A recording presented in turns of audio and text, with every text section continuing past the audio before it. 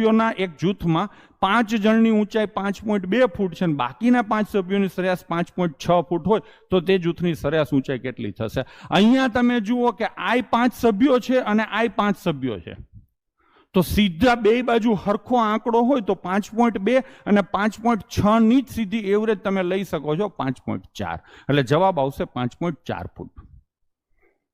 શું આવશે? પણ ઘણા નહીં મજા આવી, આવું મફતમાં પતી જાય ને એટલે ન મજા આવે. ચલો તમારો શોખ પૂરો કરીએ, કાયદેસર ગામ કરે એમ કરીએ.